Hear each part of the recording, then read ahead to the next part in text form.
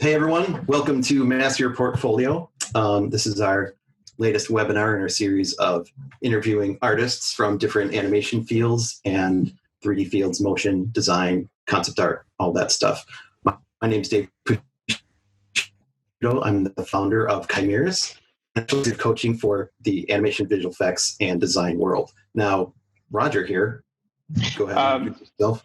I'm Roger Ewan. I'm been in the industry for about 20 plus years as well. I'm the other half of Chimirus, and I will be doing the moderation today. So you'll be mostly hearing from Dave and Quintin, and I'll be kind of adding a little bit of color inside. But when you guys have questions, if you guys have things you want to ask, feel free to post them, and I'll keep record and make sure that we talk about it post interview. Awesome. Well, tonight we got a pretty special guest. He's a former student and also a good friend, Quintin Puebla, who is a visual development artist at Nickelodeon.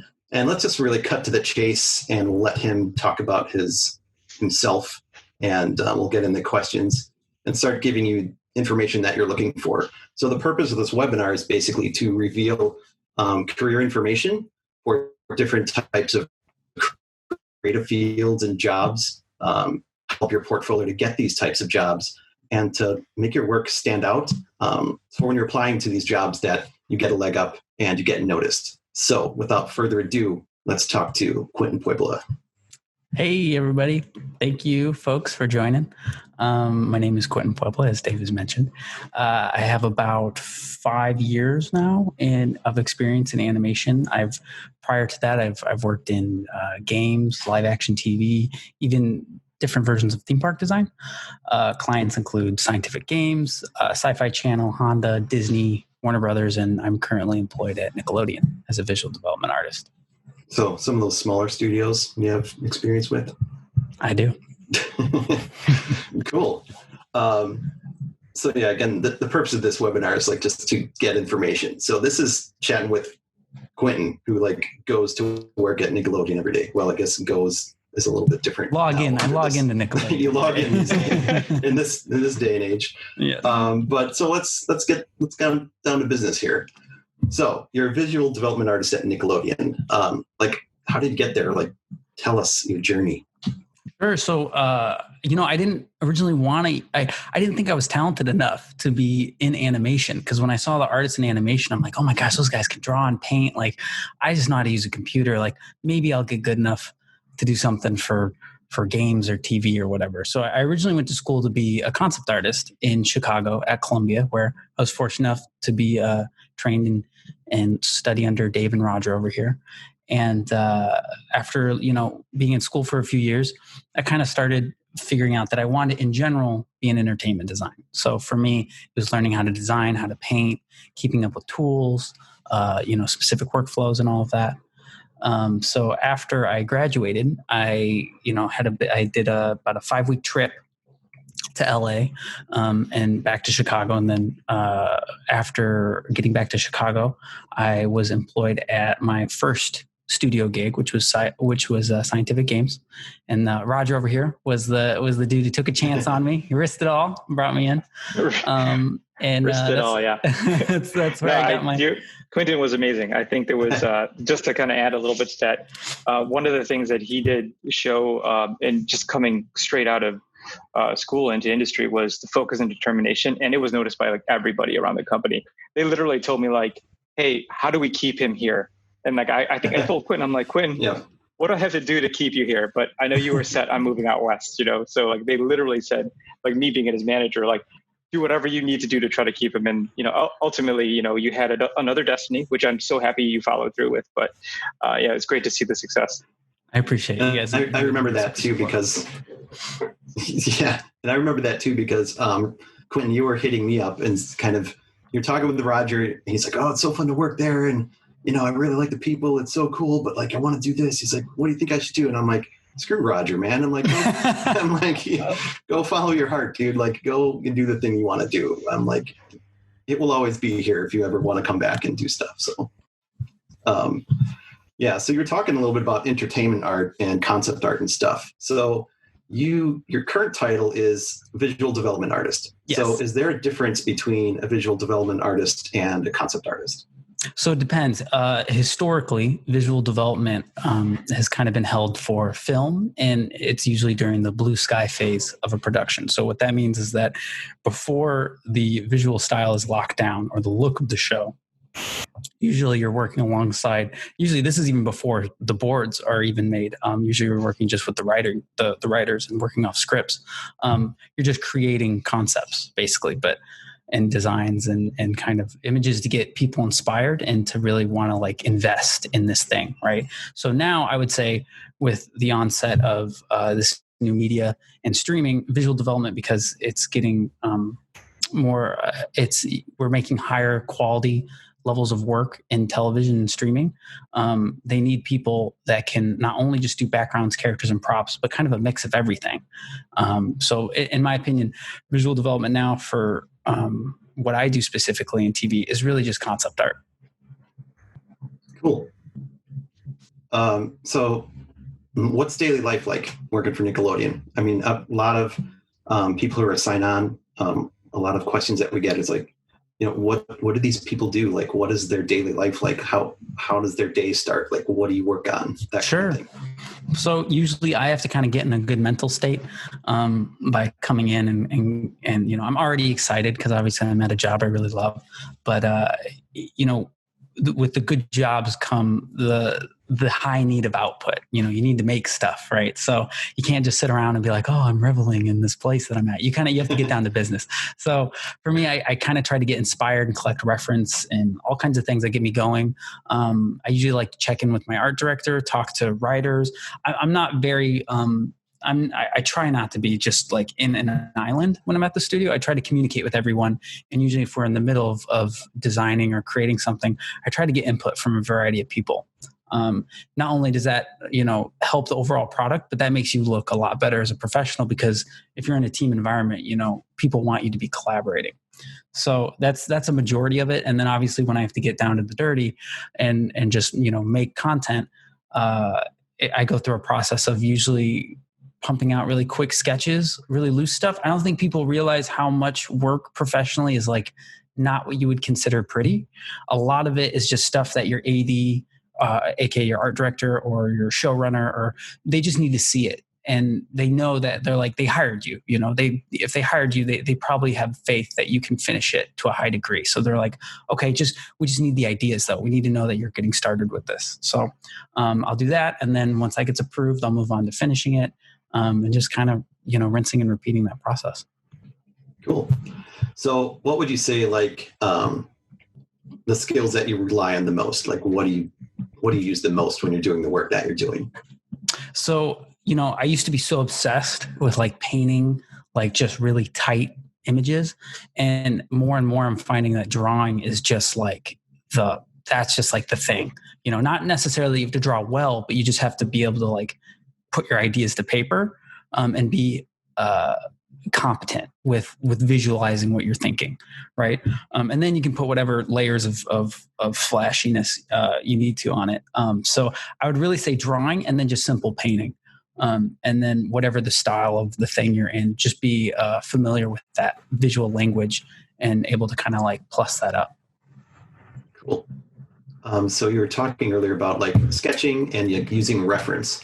So I've got questions before. Is reference cheating?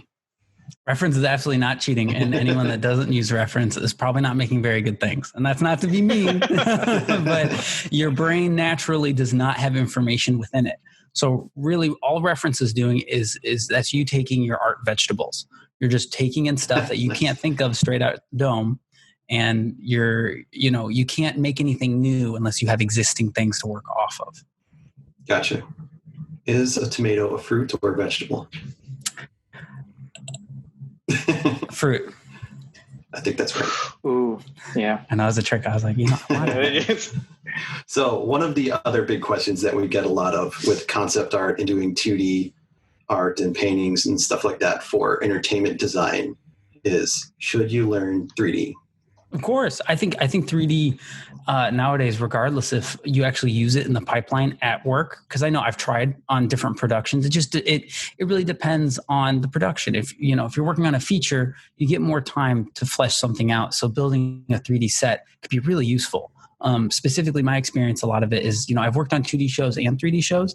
And in 3D shows, if you have like a modeling team in-house, having like OBJs and scenes that you've built, even just simple lighting, not even like crazy with texturing or anything. If you can send that to them, they can send it back to you. And all of a sudden now you have more dialogue with the production pipeline, right? The less isolated you are as an individual in the team, the more valuable you are. So if you can communicate with all these different bodies, all of a sudden you're like a major asset, right? So, like, what other types of things do they ask you to do, like, that kind of falls outside of that, or like how they connect? In regards to production? Yeah. So, I mean, outside of communicating with the 3D team, so in animation, the different camps are like the story team, which would be like boards, like storyboard artists. You have the writing team, right? The writers. You have your actual production team, which is basically the people that make sure you get the job done. Like I think production people are paramount to any success of any artistic project, because you need someone to say, you can't spend forever on this thing, guy. We got to get it done. And then it's just whoever, if you're working on, I guess it doesn't matter 2D or 3D, there is an actual, usually either most of it's outsourced, but it's like a VFX production team that makes the actual content that they're designing off of your designs. Does that make sense?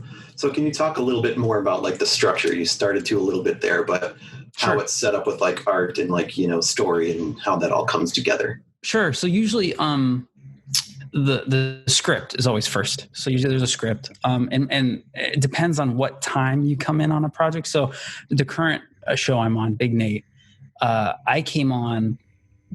Actually, I was one of the first art like creative visual people. I came on before the art director, which is rare. That's not normal.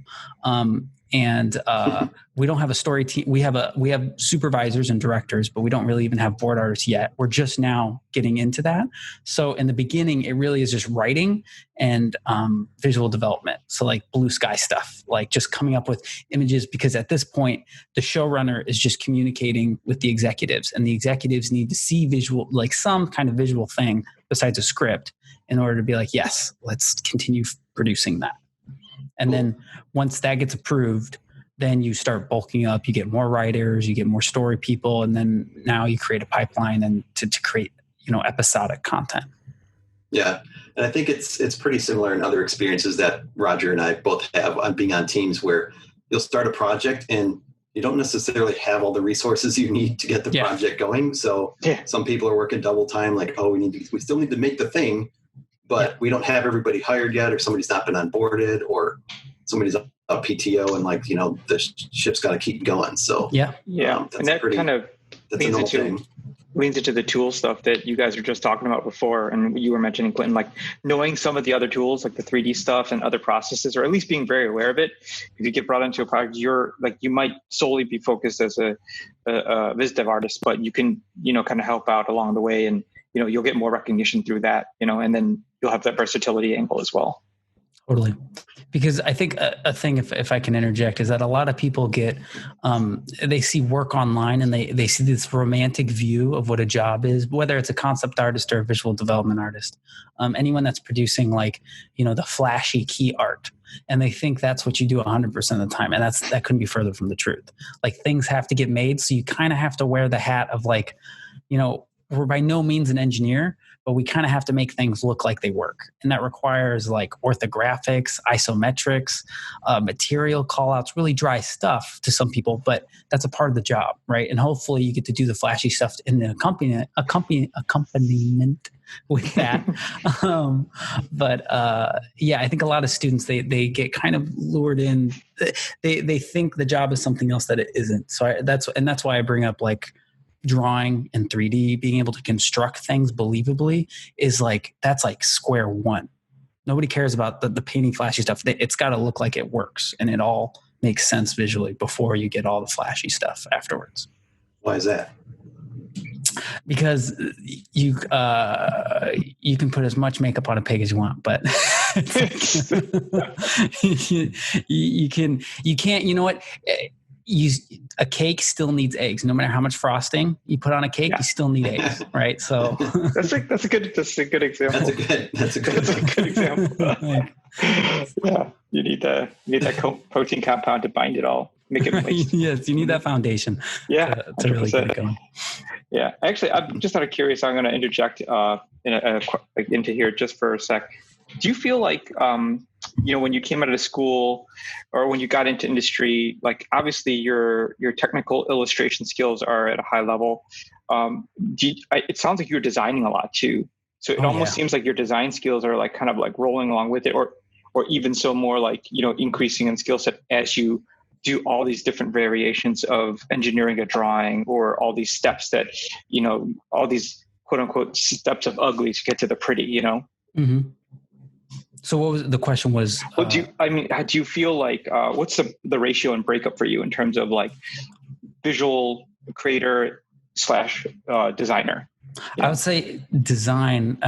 It's so rare. I've really never gotten to just paint something as like just a pretty image. It's always had to have some design intent. So I would say design is like 80%, if not. And the thing is, when I was at Columbia, one of the things that I took it upon myself was that I studied product design and industrial design. And I think that alongside learning the illustration, the game art, fine art, all that stuff, that was like the foundation. Because when we would do that, we had like the 11 by 17 pieces of paper, and we would have to do like 50, like 60, 80 drawings a week and just like get stuff out. And it was just, primitives, and then like, products, or obviously, it's not like crazy spaceships or anything, but a lot of that translates. And so I would say, regardless of, now I'm finding that like a lot of that's paying off because I'm passionate about painting, but the design stuff, I'm like, man, that's like so much of my work is that I have to do this. That's good. So with all this crazy work that you're doing, what are the types of tools that you're using to make the magic? So it's pretty simple for me. Most of it's Photoshop, and that's always the case. Like you talk to most people in the business, everyone has like little preferences in their free time, but professionally, I would say the Adobe stuff is pretty standard. When it comes to 3D, I started with Maya, messed with ZBrush for a couple of years, and then Moto was kind of my thing that I used professionally for a while. And now I've transitioned to Blender because it's free. And I know there's a big movement right now of kind of open source software, so that to anyone that is wanting to work professionally use 3D, it is so annoying to get software rights. Like you have to put in a request and you have to wait weeks to get a Maya license. And it's like, how great would it be if I could take a USB with Blender and just plug it into my computer and be ready day one? And that's the case with it. So it's just it's up to you whether you want to deal with that. But I kind of recommend, if you can, open source stuff is usually, it's getting a lot better now than it was, 10 years ago. Are other professionals like yourself using Blender and stuff? Yeah, actually a lot of for concepts and biz dev. Yeah, some of the guys, if you guys are familiar with Spider-Verse, a lot of the concept biz dev team on that, they actually used Blender to block out a lot of stuff. A lot of people I know at Netflix, that's another thing, they've been passing Blender around over there. So it's kind of like, it's like a virus. Like everyone's like, oh, we tell each other about it. And like now studios are like, wait, are you starting to use this? Because so-and-so's using that. And I'm like, oh yeah, we're trying to get everybody on board. It's got a good community. Blender's got a really solid. Yeah. So you mentioned Netflix. So talk a little bit about like what's happening in the animation world over there. So animation's crazy right now. It's a wonderful business to be getting into because they need more content than ever. And with streaming now, it's I think I told you guys in an earlier conversation, more studios are opening up all over the place. Warner Brothers is building this huge Frank Gehry designed a campus for all the animation. Netflix is opening up another headquarters in the Valley where I live, which is like Burbank, Glendale area. And You've got Titmouse just opened up a spot out here. They just posted jobs, I think, a few days ago. They're trying to staff up like 300 plus people. It's crazy. So yeah, it's a crazy time, and Netflix is making deals with everybody. So if anyone doesn't have a streaming platform, Netflix is pretty much contracting them. Pretty cool. Yeah, I feel like in this industry too, I think the three of us, we had talked about this in our prep calls and stuff. Just in terms of the creation and content world, even though we are at a time, the world is different now, and we're obviously going through some stuff, globally. People still need content. In fact, they're craving content, and they want more and more of it. And I mean, you're home more often, and you're in front of the TV probably more often. So there's definitely a demand. And in some of the research that I've done in terms of like companies that are still hiring, like media companies, game companies, biz dev, production companies, they're still hiring. They're still looking because they still need to make stuff for everybody. So, and I want to also say that we're going through a really great experiment right now, where I know other industries have kind of mainstreamed the working from home. Animation is still pretty geographically locked to Los Angeles, but I'm hearing from a lot of people in higher places saying, I didn't think it could work, but we're making it work. So for all of you guys that don't live in Los Angeles or California, don't lose hope. Like, I know friends that freelance out, right? They have, X amount of following on social media, whatever. But I think it's going to become more popular that you're going to see animation work be remote based. And I'm hoping this experiment that we're going through kind of proves that. Yeah. And I think it's already happening. I think I've already experienced that, freelancing the past year or so. I was just at home. Like, I'm doing stuff for Framestore. I'm doing stuff for Roger at Congregate and Synapse. And it's just like, you need the art. Like, do you need the person sitting next to you? Like, no, like, you just need to be able to communicate with them and get the asset that you're looking for. So, and you're doing it right now, Quintin. So you're working for, so yeah, it's interesting how this is all going to play out, because it asks higher questions like, well, do we need an office? What is the future? Is the future just all working from home? So it's a really interesting time. And like you said, it's a great time because of all this content that needs to be done.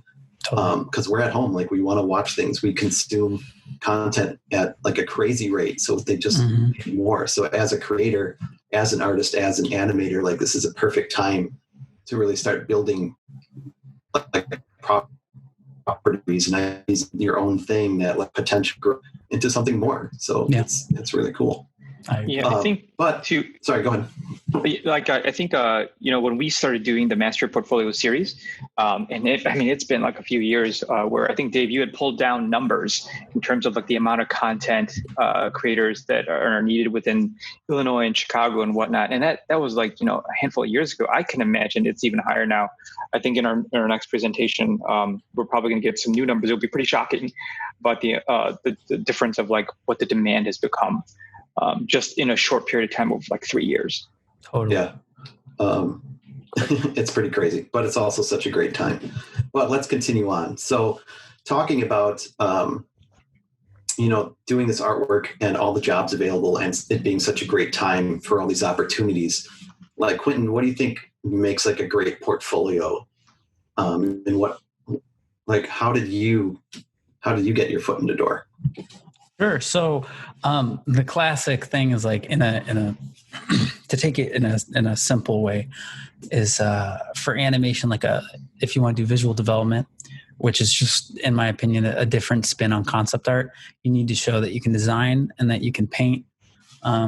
If your goal is to work, have a direction, if you want to do characters, up it a notch, show the characters in an environment, right? But if you want to do environments, then really show really think out the environments and have call outs for props within the environments, show them that you understand and can deconstruct whatever it is you're making, right? That you understand from all angles, all views, all ways of thinking, because that's how it's going to be in production.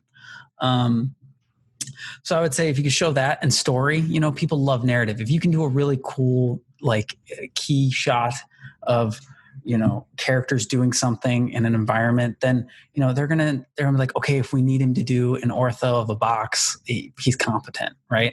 So if you show the really, really cool stuff, people tend to get behind that, because that's, at the end of the day, always remember, the people throwing money at content our execs and higher ups, and they want to see really cool stuff. So you're really just you're doing the same thing as we're doing professionally. The second part of that is that what people kind of talk about, but I don't think anyone's really like figured it out on like for the normal average person, is social media. Social media is king. It is like, and you don't have to have a huge following. When I got my first job in animation, it was because I was discoverable on Instagram. I had like less than 1,000 followers. I wasn't a big shot. And to this day, I have like, I don't know, like maybe 2K, you see people that have like hundreds of thousands. You're just like, oh, I'm nobody. Nobody's looking at my stuff. But that's not true. Everyone is relevant. If you're making content and you know how to get it out there in the right circles, hashtagging, everybody likes to make fun of hashtagging, but it's a form of collecting data and organizing data. So it makes it easier for art directors and other people looking for things to find you, right? And that's how I was discovered. I was an AD found me through a hashtag, called me in, and that was the beginning of my animation career. What was the hashtag? It was. Or what were the ones you were using? It was hashtag Ivan Earl, because at the time I was studying Ivan Earl, and I was doing studies of him and then doing my own concepts in his art style. And the AD was like, we have a show that we want to look like this, so let's bring him in. And the funny thing is that the show, I got put on a different one, so I wasn't even doing the show that he originally brought me to do. That was the conversation starter, right? Which is what you have to think about, is like, you just need to start conversations with these people. You don't really need, the thing you post on social media, it doesn't have to be like your big breakout thing.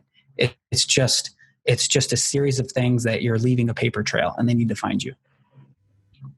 So how did they reach out to you? Just like over Instagram? Email. They just cold. He didn't even through Instagram. He cold emailed me.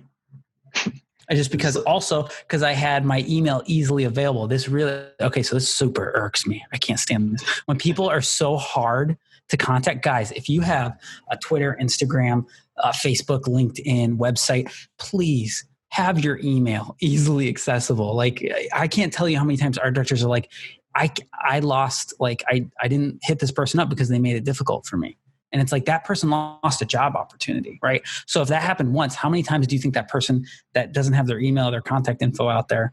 You don't have to put your address, guys, or your social security number. Just like have a throwaway email and just have it so that people can hit you up, because that nowadays that's how it kind of goes. Yeah, and that's something that we talk about in the Master Your Portfolio coaching too, where it's just the importance of having your information like super available and like easy to get in like one click, because the people hiring are super busy and like they're looking at potentially hundreds of candidates for things. And if they see something they like, they want to quickly like get something to you or pass you on to somebody.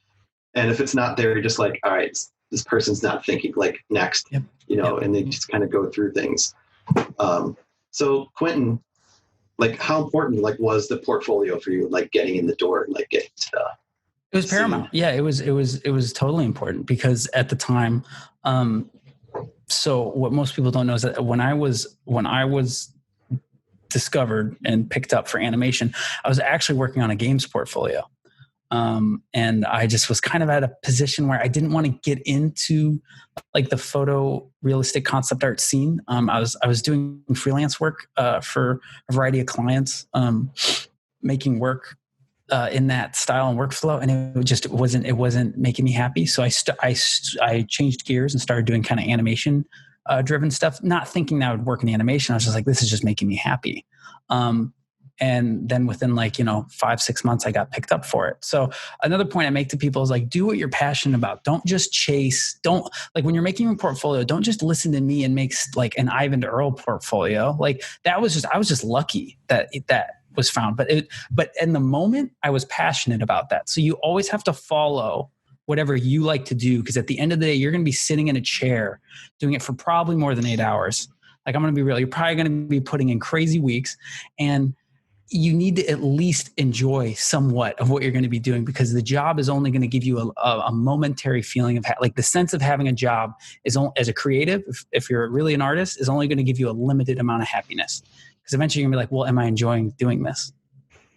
So make images in your portfolio that you enjoy making, because that's what everyone should be hired for. You should get hired for what you're passionate about.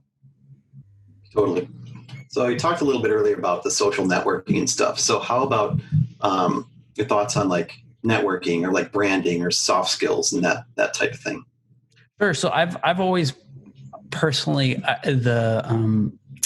it's funny. I'm kind of traditional. My father's a salesman, and so I always heard him, and I was always like around him when he was kind of like schmoozing with clients and stuff. And so for me, I kind of picked. I tried to like study him when I was a kid, and I've always liked in person networking. So if you can, finding events, any kind of community. I remember being in Chicago, and I would try my hardest to go to anything. If it was a drink and draw, if it was like some like figure drawing event, like that kind of stuff, you don't know who you're going to rub elbows with. And I feel like there's not one solution to networking. Like I feel like now more than ever, it's a mix of things. You got to be posting. And then like, I can't tell you how many times I've run into people being like, dude, I've been following you for years. I love your work. And it's like, then we met in real life and now we're like doubly connected, like digitally and real life. Right. So, and you just don't know when those opportunities could come up. So being able to kind of dip back and forth between the two, I think is really good. For those of you more introverted and that struggle with outdoor things, like going out into big events, totally understandable. It can be scary. The thing I always remind my introverted friends, because I like to collect them and put them in a room. That sounds creepy, man. No, because wow, I'm like, you guys are going to interact. We're artists. Like that's what I want to get to is like, guys, we're all artists. Like you're not hanging around most of the time. You're not hanging around with people that are going to judge you because they're a doctor or an accountant or like we're all creatives, right? So always keep that in mind. Like you're going to be around other people who are into what you're into, and that should make it a little bit easier to start those kind of conversations. So this goes back to like when we were doing some Robot Envy stuff together. Do you have any networking stories from that experience? From Robot Envy? Yeah, actually I do. I have one guy that I want to drop his name, but I have one guy that he's a pretty big artist, and I'm friends with now because I am close with, I've been friends with his girlfriend now for since I've been out here. So five years. And they both work in animation. And he was like, oh dude, I didn't know that was you when I hit him up for work for Robot Envy. And it was so funny because I was like, dude, I get it. I was in college. Like you were busy and whatever, but it was just one of those funny situations. Like you just never know when you run into those people again. So actually, just so the group here, the webinar knows, Dave, tell us what Robot Envy was, so they have an idea of like what it was.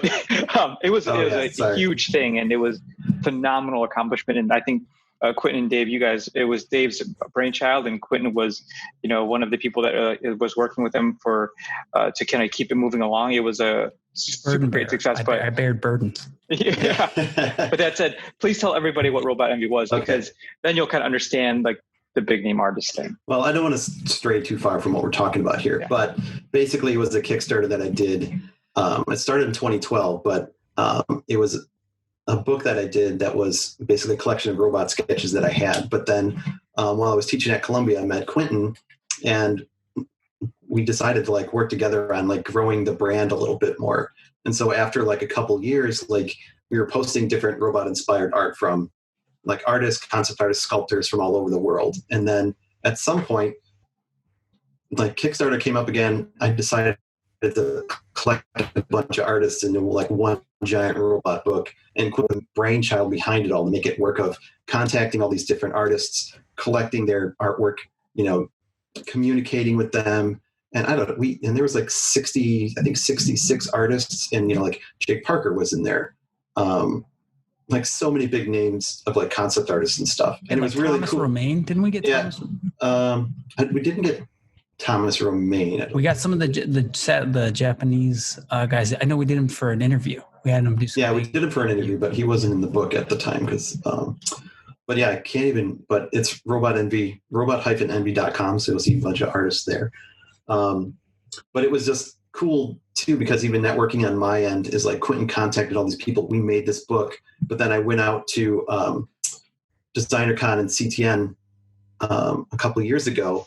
And then I like met everybody that like was in the book. Like not everybody, but like probably half of the people under one roof at CTN, which was just like insane. But I was just like, hey, Quintin and I were taking pictures with all these people. Yeah. Emerson Tung. He's over Steve at Tukowski. Right. Like all these like just amazing artists that like if I didn't do that project, then Quintin and I would have never met them. But like has opened other doors in other areas just by that whole project. So that's the power of the networking. Is like you never know what's going to come out of it. So totally super cool. But sort of back to business here. All right, Quintin, just to kind of help wrap things up before we get into the live Q&A. Sure. So what are the main words of advice to the community? What do you got for them? I would say regardless of tools, get good at designing and painting. I really think that those two things hand in hand are always going to be a part of the job. And I think they're going to, you don't even have to be amazing, but if you're really competent at it, you will get amazing because it'll just build upon itself. Once again, social media is king. It's a tool. Use it. Don't let it use you. Be intentional with it. It can get you through doors that you wouldn't imagine possible. And then happiness is a journey, guys. It's like the job is not the end. A lot of kids think that when I get a job, I'm going to be happy. And when I get a job, it's going to be over. Like the struggle's done. That's not the case. If anything, getting a job is like when you go to high school to college, it's like you're at the bottom all over again. There are people I've worked with people who've sunk 40, 50 years into this industry to get an opportunity to pitch a show. You have no idea what that's like as you're starting out. You're like, I just want to draw. Like there are people who have ideas and stories that they want to tell, and they have to wait lifetimes to do that, right? So just find happiness in your creativity and just keep pushing that.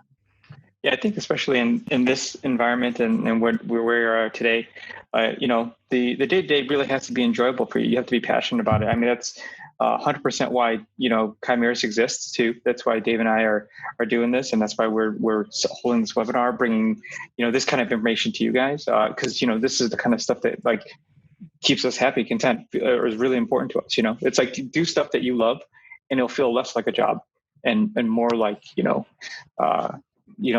growth, I guess you could say. So, yeah. Cool. Well, it looks like we got a bunch of questions. So at this point, let's do the live Q&A. So at this point, sorry, go ahead. Sorry. So what I was going to say is, Quintin, can you see the Q&A questions that people have submitted? I can see a webinar chat and I can see Ren Beard asked a question. Yeah. So actually, I was going to answer Ren's question. If you look at the Q&A tab, and if not, I could actually read the questions out to you. Oh, I see it now. Yeah. So why don't you look those over? But let me answer Ren's question. Ren has asked, what stood out about Quintin that made you want to keep him at the company? And David, my hair. Yes, his hair was pretty cool. A lot of swagger. Everybody loved his charm.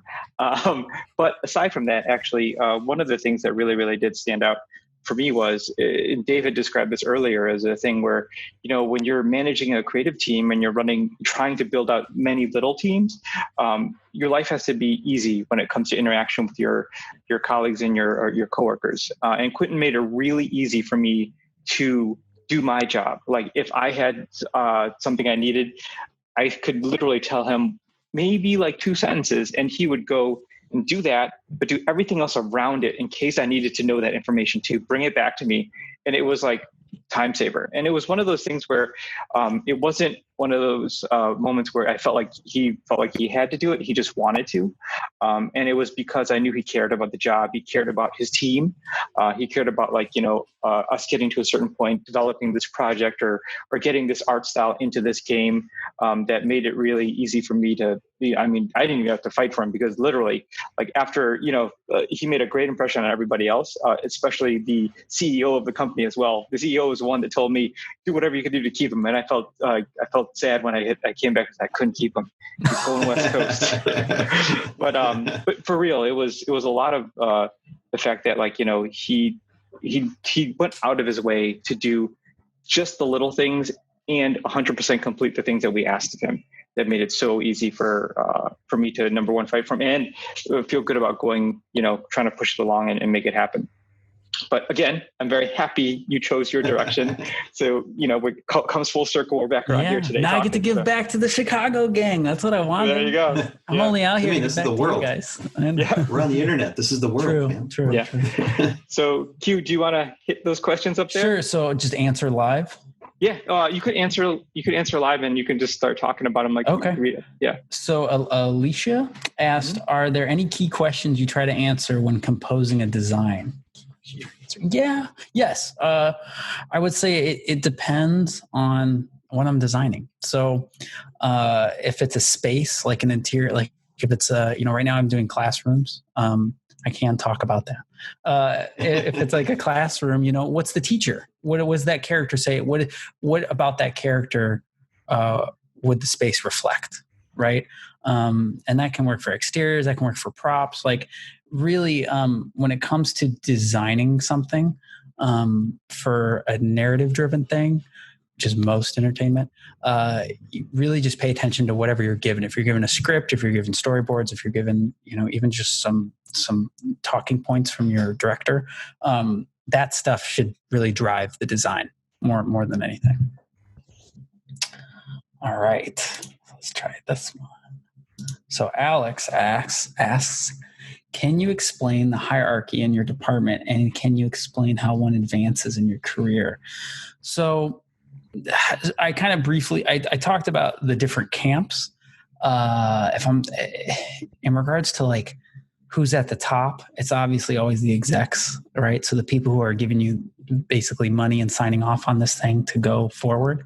And then under that is the showrunner. And honestly, I don't know because there's the showrunner and then there's like directors. So the directors usually are like the people who are in charge of the story team and tend to they're like the closest one to the showrunner. So they're pretty close, but I mean, usually the showrunner is like the executive producer at times. It can vary. Sometimes the showrunner is the writer, like the head writer guy. But then underneath, and then obviously the art director's up there as well. So basically just think about it like every team has upper management, and then like in my job, I'm just a grunt, right? I'm just a part of the design team. So I work with a team of people. I'm under someone that manages me, and then that management person talks to other management persons of other departments, and then they all report to a big dog up top or several group of people, right? So if that's kind of a simple way to explain it. And then how to advance in your career, you got to be personable, you got to be likable, and you got to be, I don't want to don't be like a bootlicker, but like you can definitely like be true to yourself without being a dick, if that's possible. Like just because people want, they want honest advice. If you're an expert in your field, like, you don't want them to go the wayside. So, help them get to where they need to go. And also if you can think economically in an art world, like producers and finance people will love you, because then you're going to save them time and money, which is everything. We also have a question from, Dania, that I think was slightly above Alex's. Dania. Yeah. Oh, yes. Okay. Do they go away as I answer them? You can scroll back up. Yeah, they'll go away as you answer them. Okay, cool. Yeah. Dania, all right. Let's see here. So do you think it's better to focus energy on moving to California or updating your portfolio? What's a priority? That's really hard, because when I moved to California, I was making smoothies at a grocery store. So, and this is coming from someone who worked professionally before that. So you can imagine how humbling it is when you go from working like in industry to, a service job. I would say it depends on like, is your goal to make cool work? Is your goal to work for a specific place? Like, do you need to get out there as soon as possible? That really kind of depends on you. I came out here because I knew getting work wasn't going to happen overnight, and I just wanted to be out here so that I could immerse myself in the community and learning. And there's so many like in-person learning resources out here that were just super important for my success. Shout out to Brainstorm, Concept Design Academy, any of those places were awesome. So I don't know, because the portfolio thing, you're going to be doing that forever. Like even as a professional right now, I'm working on personal projects. So, I would say just do like, figure out like, regardless of geography, like figure out where you want to go and then kind of start creating a list, and also consult Chimirus because they have whole programs established for your success. So that was smooth. Wow, very, very smooth and subtle. What did I tell you? My dad was a salesman. All right. So I got a question here from Bridget. Do you think there's an advantage to showing a broad skill set in a portfolio, or is it better to narrow down to a particular focus and specialization? So I would say everyone I've spoken to, and there's a lot of Twitter debates about this because I'm on Twitter a lot, which might be good or bad, but usually having a focus is always better, because if you do, a classic case I see a lot with kids graduating is they're like, I'll do anything. Look, I can do anything, but it's like none of it's competent. And it's like no one wants to hire someone that doesn't show that they're good at anything, right? Like focus in on something, because I guarantee you'll get bored of that and then you'll want to master something else. But you need to get really good at one thing so that you understand how to get good at other things. And I don't think you can get really good at something unless you focus. So I would recommend specializing in something. Like I said, if you're going to do characters, put them in a scene if you want to put them in a scene. If you want to do environments, do props for the environments, do different angles, lighting situations, like explore that stuff. Yeah, that's definitely something that Roger and I have both seen coming out of school is because you've done things in school, like you feel like you can do everything. Like, oh, I've done some animation, I'll put that on my site. Oh, I've done some concept, I'll put that on my site. I've done some modeling, I'll put that on my site. And it's like, you can't be good at all of those so early in your career. So it's like you have, like Quintin says, like you got to focus on one thing and like put it into that, and other things will grow out of that. Like you just can't do it all at once. And it doesn't help your site either to just have all these like amounts of lesser things, because it's like if none of it is really that great, like you're doing yourself a disservice. Like find one thing that you're good in that you really like and invest your energy there. And then we're like, okay, like they're really good at this, not a little bit okay in some of these things. So yeah, I have actually a story for that real quick before we get to the questions. It'll be super fast, I promise. I had a friend that he's from Chicago too.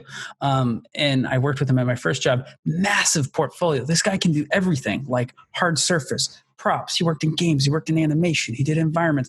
And I had a friend at DreamWorks approach me like, hey, can you send me this guy's portfolio? We're looking at him. I was like, sure, check it out. And they were like, dude, he has too much. Like it's too much. And that's like a dude, and that guy's working. That guy had like 5+ years of experience. So like even people in the industry kind of succumb to it. It's like, that's cool if you're good at all these things. But like if whatever the job is, make sure your portfolio reflects what the job interests are, right? There's so much work I don't have online because I don't want work for that. And I don't want to show that, even though people might be like, wow, I didn't know you can do that. It's like, well, because I'm trying to gear my once again, always follow what you're passionate about. If you don't know what you're passionate about, you need to do some reflection. You need to figure out what makes you Jimmy's Russell, right? So that'd be my advice. So Q, we'll probably do 2 more questions at the most after this, and then we'll kick into the end half. We should just try to answer the ones in the queue, and then we'll just stop there. Okay. There's a few left, so yeah. Okay. Just keep them quick. Okay.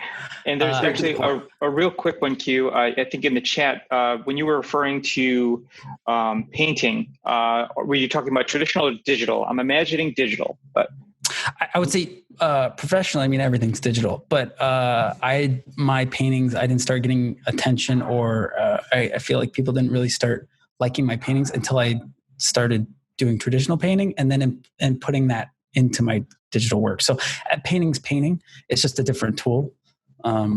Obviously, if it's a portfolio, have digital stuff, but if you have really good traditional paintings, it should be able to translate. You just got to learn the tool. Cool. Maybe hit back the Q&A.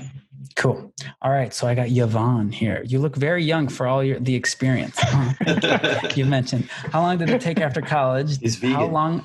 Yeah, it's all those broccolis I'm eating. He's 40 years old. How long did it take after college for your opportunity to work in a major studio? Like I said, guys, when I first moved out here, I wasn't working as an artist. It was 6 months. I was making smoothies, and then a year and a half because of Dave's connections. Dave is basically my art dad. I don't know if you guys have realized this yet, but Dave helped me get employed at a low point. And and my time out here at Noman. And so I was working on Excel sheets while I was taking classes and making art. So I didn't start working, like I didn't get that in-house gig until like 2 years being out here. And then it was like freelance and on and off other like non-art jobs. So it really, like, I don't know, age to me doesn't matter, because I know people that grind it out at any age. It's like you just got to get into it, you know? Timeline wise, I think you started with us. So Quintin was with me at Scientific Games for the internship program, right? Or like the 3.5 months. And then after that 3.5 months, we wanted to keep him, but then he decided to go west, and that's when he made his big transition. So before Scientific Games with me, were you just out of college, right? So in college, I worked at the Field Museum as a game artist. They had like a video game design program. Yeah. That was obviously, I would say that was more in like academics, right? Okay. Like Scientific Games was an actual like studio corporation. So, I mean, like I said, I've freelanced and worked on all kinds of different things, but like actually getting into like studios, it wasn't a linear journey is my point. Yeah. And I think just to talk about that a little bit too, I know I'm flattered you call me your art dad. Basically, Roger and I are old and we know a lot of people we're connected, but like it comes down to your ability. Like it doesn't matter how much you vouch for somebody. If they don't have like the skills and they can't do the work, it's not going to matter. You know, you still got to do the work. You still got to be able to do the work. You still need to have the skills, and you still need like the portfolio to get into that. Like it's up to the individual to make that happen. Oh, awesome, Bridget. That's dope. I love the Field Museum. I had many evenings drawing taxidermy there, filling sketchbooks. So, okay, we have another, Johanna, if I'm saying that right. What do you put on resumes when you were in college looking for internships? I guess what do you put on resumes? I mean, I just put whatever experience you have. Like if you have projects, put projects. If it's art related, I would like to think they would acknowledge that you're in school. So they're probably not like, if the job is like, they're not expecting like someone with professional experience, then just make sure to have your portfolio and you can show that. But I know some schools like at Columbia, they had the capstone project, which they officially like, and some of the indie projects too, they ship those titles onto like the iOS, whatever it is, the marketplace. So, making a game or it really doesn't take a lot. I mean, you have to make it good, but like you can technically say I made a game and put it on a marketplace. It might not be Halo 15, but like it's something that's like you're showing them you're going above and beyond what most people can do. So if you don't have a job while you're in school, just make sure you're making really cool projects. Cool. I got Xavier Clark. What internships do you apply for? If so, what they're an internship that led into your current job? If so, what was an internship that led to a current job? Well, I applied to a lot of internships, and I when I was in college, and like I said, the one that I got was working with Roger, and it was the one I wanted because it was with people that I knew. At the time, you guys have had Travis on here, and I think even Amy was there, and like there was just a lot of people that I really liked. She's still there. Yeah, so it's like that was just really cool.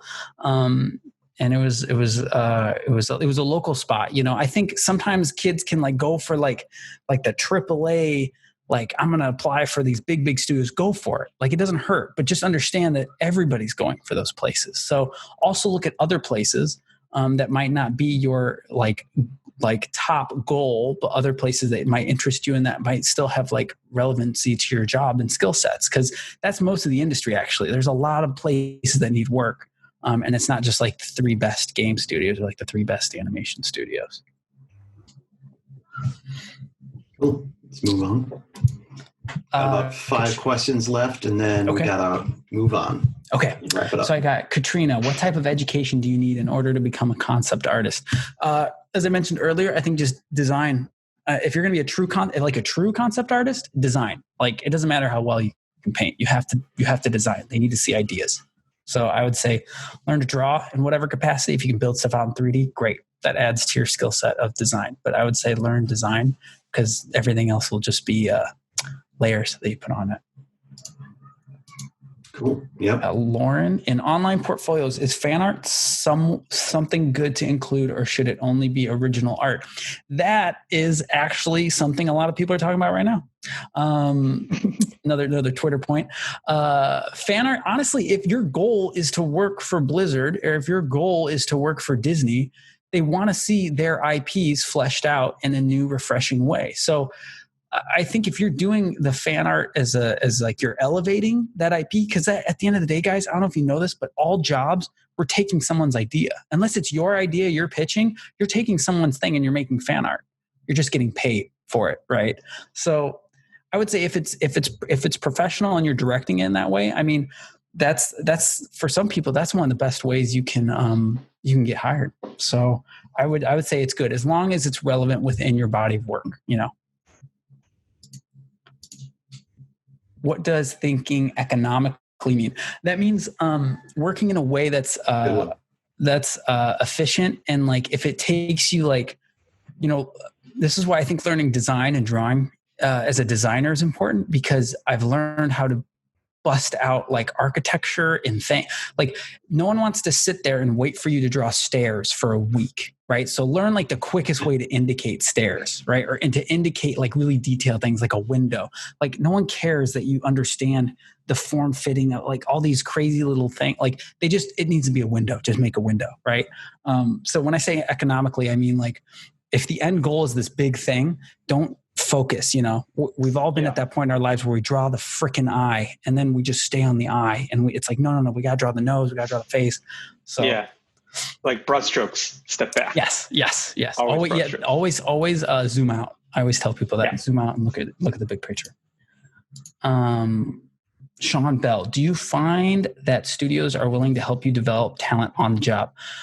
Almost always. I mean, that's kind of like, unless you're a seasoned vet, you know, I've been trained on the job. When I was at Green Eggs, my department was layout and background design. And a lot of those guys were like, there was a guy that was like 65 years old. He was like a Disney layout guy. He's like, there's no way you're going to draw layouts like me. So he's like, I'm going to teach you how to be a camera cinematographer in 2D space. Right. So that's a classic example of like, you know, I was hungry and he was training me. And, that happens with a lot of new people, like, especially if it's your first job, they're not stupid. You know, they know that there's going to be a bit of a learning curve. Just make sure that you're putting in the time and effort, and, you know, you're making an effort. Ren Beard, how do you get yourself noticed and make connections? Do you personally reach out to a bunch of people, or is it through internships? I mean, internships are great for that, but I would say, like I said, if you can find events, you know, there's this group called Chimirus, and they put on professional networking events, and they take advantage of this robust community in Chicago. And you can't, you know, you're not going to be able to be around those people unless you show up to those things or listen to us, you know, rattle on this webinar. So make sure you go to those things, and then, you know, interact with people online. I know a lot of people, there's still forums and things, and find Discords that, you know, there's all kinds of avenues for just like posting your work up and getting feedback and talking to others. And before you know it, you might have some industry friends. I got a follow-up. Being from Chicago, do you have any internship recommendations? I mean, I don't know. Some of the studios have changed so much. Like I know even like WMS was going through a big shift, didn't they, Roger? They're still doing internship stuff, or they still try to. Currently, probably not in this environment at the moment, but it's still part of their programs. The place I'm at right now at Congregate, we have an internship program.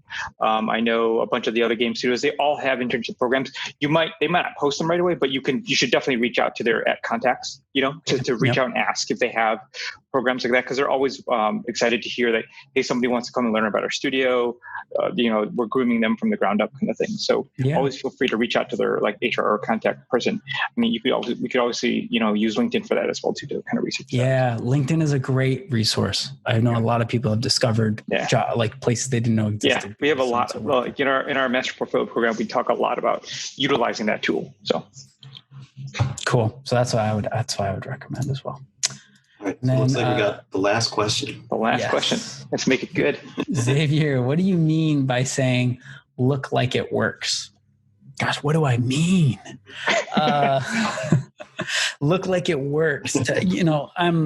So we're not engineers, guys. Like we're somebody told me like in animation, we're like the world's worst engineers. Like we make like wonky things that shouldn't physically make sense. But the way I like to say it is that like, if you're constructing a house in a show, what does a house need? Right? A house needs a door, house needs windows, house needs a roof. Like when you draw something, they don't want you to just turn in like a cardboard box. They want you to understand, like if you, once again, going back to reference, whatever you're designing, make sure that whatever you're looking at, that your designs are competent enough that they carry through that, so that when people see it, they believe it. They're like, oh yeah, I could see a character in that space, or oh yeah, I could that in that era. Yes, that makes sense. So that's what I mean by making it look like it works. Cool.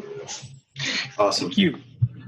Well, Quintin, thank you so much for joining us. Thank you for your infinite wisdom and sharing your story and your talents with us. Of course. It's been great. It's been great to reconnect, because now that you're in LA, you're doing your thing, and it's always awesome to talk to you. And we even got some sneak peek arts of things he was working on. It's kind of funny. No, thank you guys. I really appreciate this. This was a great opportunity. So what we do at Chimirus is like we're here to help you in your creative careers. Like as Quintin said, there's tons of opportunity in the animation world. There's tons of jobs and opportunities in games, concept art, animation, motion design, and we're in an age where like you can work remote, especially like they're ramping up on these shows. It's like obviously not everybody's going to be going into the studio right now, so all these studios need to figure out how to work remote with that. So that opens the doors even more. But what that also means is that more people are going to be applying, right? And so one advantage that we have is that Roger and I have both been like on the hiring spectrum, and then also down to like getting into applying jobs for just like entry-level jobs and senior jobs and concept artist, environment artist, like everything in between. And so having a portfolio is one thing, but like building an experience for hiring is a whole different thing. So, and especially when you're in school, like they don't really teach you those things. They teach you like, oh, you need a website, you need social media. But there's so much more to that when you need to cater things for hiring and for specific jobs. And so that's what we do with our coaching. And we have a master portfolio program. And then we also have a pro branding program too. And so we would love to work with you on this if it's something that you're interested in, because you need more these days. There's more jobs, more people are applying, and it's the knowledge of how to offset yourself from the person applying gives you that leg up. And so, we want to help you get ahead of the rest. So to do that, like we need to connect with you. We need to learn about your career goals. We need to learn about what you want to do in your careers years from now, like 5 years from now, like where do you want to be at the end of your career, and help design your career and work with you through this. And so what we've been finding with lots of the questions and answers here, and people are contacting us, is that like jobs are not as easy to find as they used to be, and they're not as easy to get. Some people do get lucky, but even in Quintin's case, like he had like a conscious effort to do certain things and make choices that allowed him to get there. And that's something that we help with too. So if you go to our website, we have the link that will pop up. You can book a discovery call with us. It's totally complimentary. And we'll talk to you about your career. We'll talk to you about different options, because we do offer master portfolio. We offer pro branding. And then we also do custom coaching. And we're working with a few individuals now on that. So with that said, Roger will probably pop up the link. Check us out. We'll be doing master portfolio series probably every month. But we'll have a new artist or animator or somebody from the connecting with other friends and people working, which is super cool, like Quintin. And thanks again for joining us. Thank you for asking all those awesome questions. It was great for Quintin to answer all of those. So thanks again, Quintin. But that's all we have for you tonight. So thank you. Yeah, thanks everybody for showing up. It's been one of our best webinars yet, and we hope to see you guys soon. And take care. Thanks everybody. Bye. Bye. Bye, Quintin. See you. Hit us up on our website. Yep. You always reach out Smash to that us like on button. our Subscribe. no like button, but reach out to us here. We're always on. Bye. Thanks, everyone. Good night.